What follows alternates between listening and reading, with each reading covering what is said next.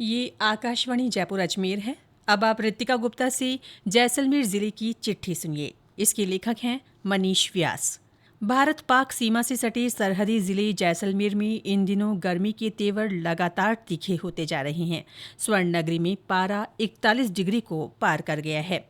वहीं न्यूनतम तापमान में भी लगातार बढ़ोतरी हो रही है। तेज गर्मी के असर से दिन के समय बाजारों में चहल पहल काफी कम हो गई है और जनजीवन प्रभावित हो रहा है। सर्दी के मौसम में भारत और विशेष रूप से पश्चिमी राजस्थान में प्रवास करने वाली कुर्जा पक्षियों की वापसी का दौर अब शुरू हो चुका है। चीन, मंगोलिया, कजाकिस्तान सहित मध्य एशिया से ये पक्षी सर्दी के मौसम में राजस्थान में अपना प्रवास करते हैं। जिले में मलेरिया रोग की रोकथाम के लिए चिकित्सा विभाग सतर्क है। इसके लिए विभाग ने मलेरिया क्रैश कार्यक्रम की शुरुआत की है। ये कार्यक्रम 14 मई तक चलेगा। इस दौरान मलेरिया की रोकथाम और जागरूकता के लिए कई गतिविधियां होंगी।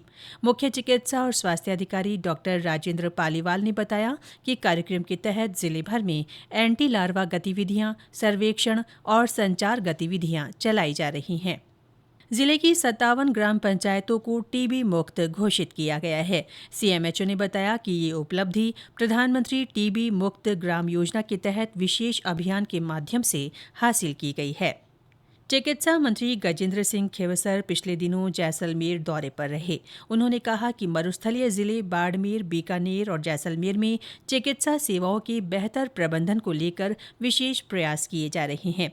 चिकित्सा मंत्री ने कहा कि दूर दराज में फैली आबादी को बेहतर चिकित्सा सुविधाएं मुहैया करवाने के लिए कई कदम उठाए गए हैं।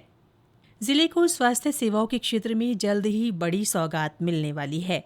जैसलमेर में मेडिकल कॉलेज के निर्माण का काम अंतिम चरण में है। इसके पूरा होने से जिले में चिकित्सा सेवाओं का विस्तार होगा और जिलेवासियों को बेहतर इलाज मिल सकेगा।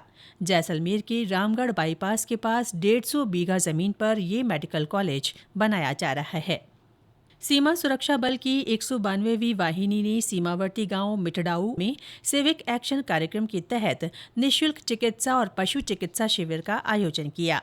वहीं पिछले दिनों लगाया गया संभाग स्तरीय आरोग्य मेला स्वास्थ्य की दृष्टि से लोगों के लिए बहुत ही उपयोगी साबित हुआ।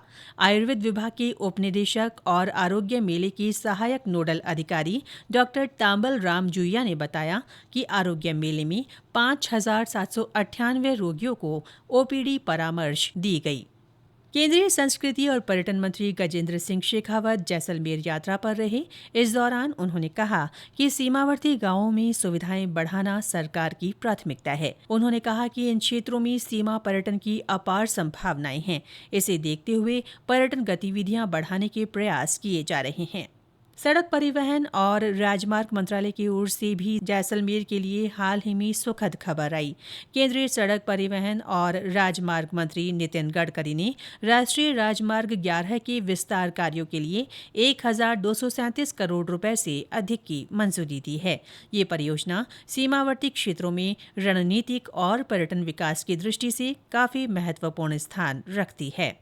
दिल्ली स्थित मनोहर पर्रिकर रक्षा अध्ययन एवं विश्लेषण संस्थान के महानिदेशक सुजान आर चिनॉय ने बीते दिनों भारत पाक बॉर्डर का दौरा किया। महानिदेशक ने सीमा सुरक्षा बल की हथियारों की प्रदर्शनी का भी अवलोकन किया। उन्होंने सीमा चौकी पर जवानों और महिला प्रहरियों से मुलाकात कर उनकी हौसला अफजाई की। इस साल की पहली राष्ट्रीय लोक अदालत पिछले दिनों आयोजित हुई। इसमें कुल 10,498 प्रकरण रखे गए। इनमें से 2,444 मामलों का निस्तारण हुआ। इनमें 9,52 करोड़ रुपए की राशि के अवार्ड पारित किए गए। चैत्र नवरात्रि पर्व पर जिले में भक्तिमय माहौल रहा। रामनवमी के अवसर पर आज शोभा यात्रा निकाली गई और विभिन्न धार्मिक आयोजन हुए। इससे पहले गणगौर के मौके पर शाही सवारी निकाली गई। ईद उल फितर का पर्व भी जिले में हर्षोल्लास के साथ मनाया गया। होली के मौके पर सोनार दुर्ग में बादशाह और शहजादे की झांकी खास रही।